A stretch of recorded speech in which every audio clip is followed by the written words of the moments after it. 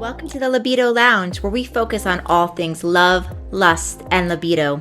We believe that fabulous sex is important to health as exercise and good food. Hey everybody, Dr. Diane, your libido doc here. Welcome to another episode on the Libido Lounge. I am so excited about who I am featuring today, Dr. Betsy Greenleaf. She's a great friend of mine, and we are throwing a really cool upcoming sexual health and libido summit together. So I wanted to make sure we feature her before that. We're going to be talking about the link today between the brain, the vagina, and your sexual health. So welcome to the Libido Lounge. Oh my goodness. Thank you so much, Dr. Diane. I love the Libido Lounge. I think that's awesome. That is so fun. We're going to have the best time. And someday we're going to start filming these in a much more loungy place. And that's going to be incredible. So can't wait for that. But let's jump in. Just tell everybody briefly about yourself, about the work you do, about why you love this topic for me. Yeah, so I'm the first board certified female urogynecologist. And I basically went into that field because, for many of us, especially in the health and wellness world, I was having my own struggles with my feminine and intimate health. And what better way to, figure it out was most people just go to doctors and practitioners and pay. And I spent hundreds of thousands of dollars in a medical education fix myself. But, in the end, it gives me really a better understanding of what my patients are going through and can relate and figuring out things that wasn't being presented to me in medical school. So, yeah. Beautiful. Thank you. And let's jump right into the topic today. It's a really unique thing that I think a lot of people probably don't have that awareness around the brain, vagina, microbiome, sexual health kind of link. And so can you set big picture of those links for us?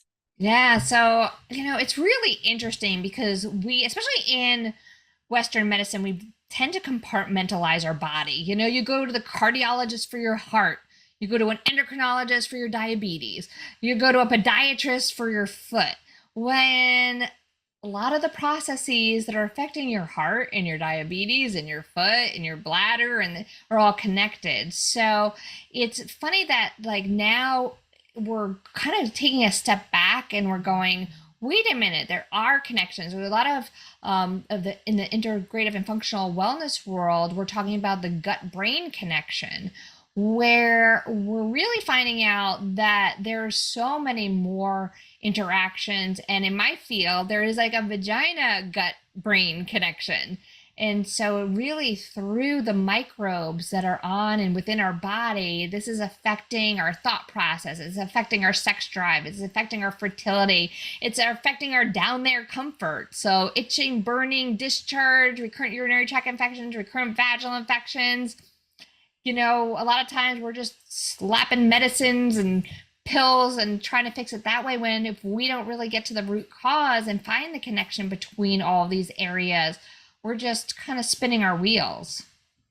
And so then how is that really, obviously if somebody is having, say, pain and discomfort, nobody with that's having any sort of itching or any pain or any other vaginal issues is obviously going to be motivated typically to have sex, right? Because they don't feel very, very great. But Yeah. besides that, what are there some of the deeper links there that are really driving those types of abnormalities you're talking about with gosh, I'm just not in the mood. Yeah. Well, how the gut and the vagina and the brain are connected when it comes to libido. I always tell patients, first of all, number one, your brain is your most important sex organ. If your brain is not there, nothing's going to happen.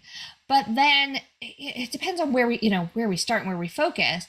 There's also tons of research that shows if the microbiome, so the microbes in our gut or the microbes in our vagina, if they're off, these are creating low-level inflammation that the body's sensing.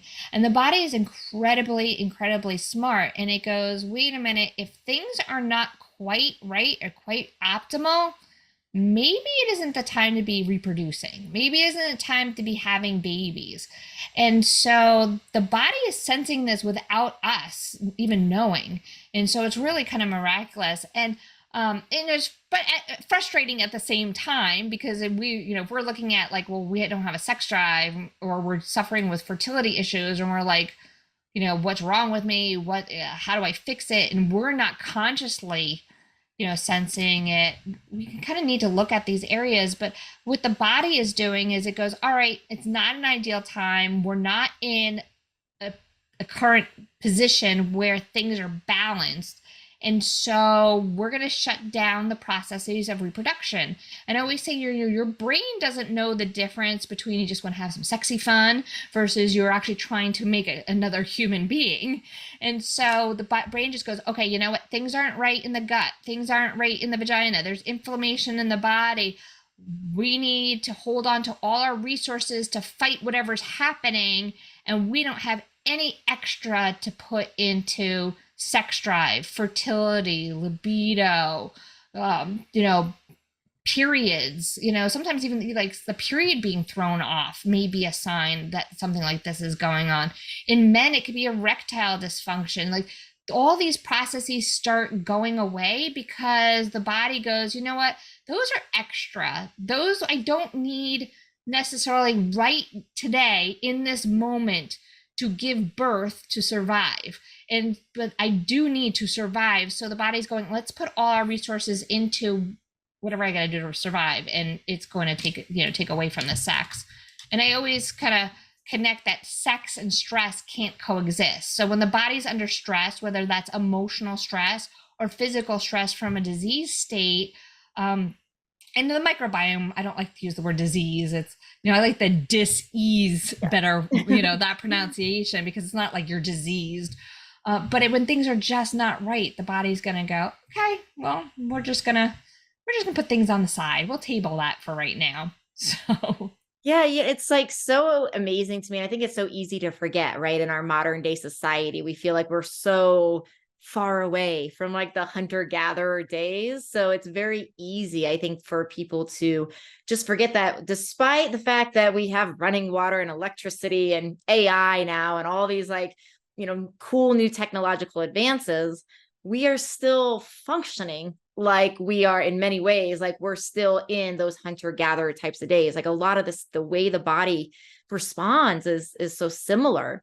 So those are such good points. And I want to make sure we get to the pH, and because I know that's a huge part of what you do in your work too, around just like one way of keeping the vagina healthy, of keeping the microbiome healthy, which is, of course, as you're saying, related to sex drive, related to that desire, related to all of that. And so many people have these like slightly dysfunctional vaginal pHs. So can you talk about like why that's so important and how that plays into this whole picture? Sure. The pH, so that's the acid-base balance of a solution, and the pH of the vagina is directly related to vaginal health. So what happens is the vagina is very acidic. And when we look at pH, so pH of water is 7, and that's right in the middle of the pH scale, which is from 0 to 14. But the vagina is around 3 to 4, 3 to 4.5. So if it's and why it's that is because it's a direct measurement that there's the presence of healthy bacteria. And so what ends up happening is when there's healthy bacteria that is present, the healthy bacteria, as it's kind of living off of our tissue, which sounds kind of gross, but we have bacteria all over. We're covered. It's on our bodies. It's in our body. We could actually not live if it wasn't for bacteria. We need it. Like some of us are like, ew, germs. And I was the mom who ran behind my kids with the hand sanitizer. It was probably the worst thing I ever did for their immunity, because we need these bacteria. And so it's the presence of this bacteria living off our cells that produces something called hydrogen peroxide in the vagina. And hydrogen peroxide, the presence of hydrogen peroxide in the vagina makes the vagina more acidic. And that in turn chases away the bad guys. So bad guys don't want to come in if it's too acidic. It's like, I don't like it. It's not a good situation for me. But once we lose that healthy bacteria, now we start seeing shifts in the pH. And once we see shifts in the pH, the bad guys are like, all right, now I can move in, and once I move in, they invite all their friends. And so it's usually not one bacteria, it's usually a whole host, and the neighborhood goes down from there. So like, Keep the best analogies. yeah, yeah. So, and there's, people are like, well, what changes the pH? There's so many different things that can change the pH. Some of it is hormonal related. So some of it we don't have a lot of control, like pregnancy, breastfeeding, birth control. And birth control also affects the microbiome of the gut. So it's got two bad things. It's messing up the vagina and it's messing up the gut. Nice not to get pregnant, but hormonal birth control is going to screw up those other areas. In menopause, unfortunately, menopause is really a problem. And going back evolutionarily, we probably were not meant to live past our reproductive years. But now we're only spending, if you think about the lifespan of humans, especially women, we're living into our 80s and 90s. And our reproductive years are really only from our early teens to like 30, 40, 50-ish. So out of our whole lifespan, we're spending very little time in that hormonally, abundant time period. So as we get older, we're going to see more problems related to this. But thank goodness, because of modern medicine, we can extend our lives and be using hormones, and there's regenerative therapies for the vagina that can keep the pH more balanced. But the pH is actually a quick and easy way to directly measure the health of the vagina. And interesting enough, I do have, there's some amazing courses out there, wink, wink, on how to reboot that pH. So... And information about Dr. Betsy's courses, you guys, we'll make sure that those are in her show notes here. And so you're actually using pH, like strips, right, into the vagina for people as well as a way there's a home way of measuring this, right? Yeah. And you know what? I do caution people, just like I caution people when it comes to buying supplements. I know a lot of people love Amazon. I joke with my husband all the time that Amazon is my new boyfriend because they're here every single day. I have a very intimate relationship with Amazon, but I will highly recommend not to buy personal products, vitamins, testing strips, all these kind of things off of Amazon, because they know for a fact that there are counterfeits and you might not be getting exactly what you're buying. So I would look at these things from some trusted sources. I know that we carry some pH paper as part of our vaginal reboot kit on the pelvic floor store. So that's, pH paper that I searched out that I know is reliable, because that's the thing. It's such a small window. It's not like going and testing your pool water, where I think the pool, and I don't do this, so forgive me if I get it wrong. I know my husband does this, but I think there's a bigger range of that test paper. I think it's like 0 to 10. So the bigger the range of the test paper, the less accurate it is. So you want to get paper that's in a smaller range, in the range that you're looking for. And even then there can be slight difference if the paper is old or if the paper has been exposed to moisture. Because a lot of people want to store this stuff in the bathroom. Not ideal to store the pH paper in the bathroom because it's exposed to moisture and it affects the pH, the paper itself. If the paper is too old, these papers are very sensitive. So you want to make sure you have quality paper, the right range. So. Yeah. I tell people all the time that it's really supplements and these and lab tests and all of it that we do in our world, right? It's really comes down to the quality, but also comes down to the interpretation, right? Yes. And so understanding that as well is super important. And we just have a little bit of time left. So I want to make sure to also connect the microbiome and the brain as far as a little bit more on neurotransmitters and the drive. Because we obviously know if the brain's healthy and happy, that is going to impact sex drive, right? Even when we're depressed, and we see that, of course, with anything when we're throwing the brain chemistry off, whether it's through depression or also whether trying to fix depression with things like serotonin drugs like SSRIs, that the brain chemistry can really throw off our drive. So connect us a little more with brain chemistry, microbiome, and sexuality, if you would. Yeah, so it's so interesting. They're finding out the different microbes in the intestines that are affect our different They're actually like looking at them as they're our puppet masters. And so combination of a whole bunch of things, like we know our neurotransmitters are made in our gut. They're actually saying that, like I've heard in the past them referring to the gut as a second brain, but now people are starting to say, no, it's the first brain. And it's actually our brain that's perceiving what the gut is doing, because 90 to 95% of our happy hormone, serotonin, is made in the gut.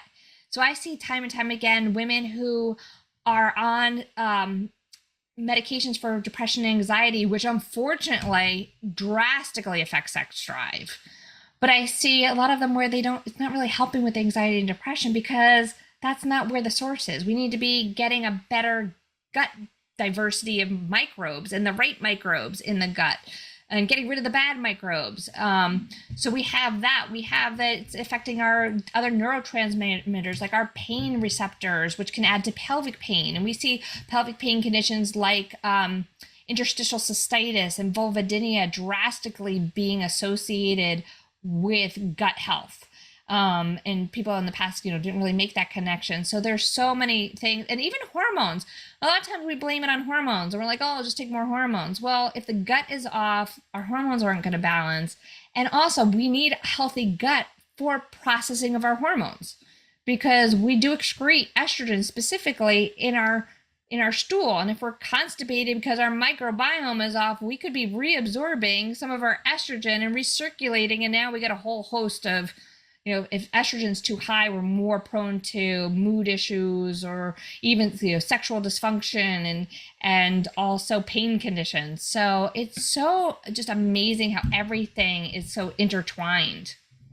It is. And I think I'm hoping that's one of the biggest things that everybody's really taking away from this talk, is like, we really need to, when we're talking about sexuality, when we're talking about things like vaginal health, we really need to stop looking just in these areas, right? Because everywhere in the body can be connected. And in the show notes from today's episode, you guys, you're going to see something that is super exciting that I said at the beginning of this interview, which is Dr. Betsy and I are putting together this summit. It's totally free.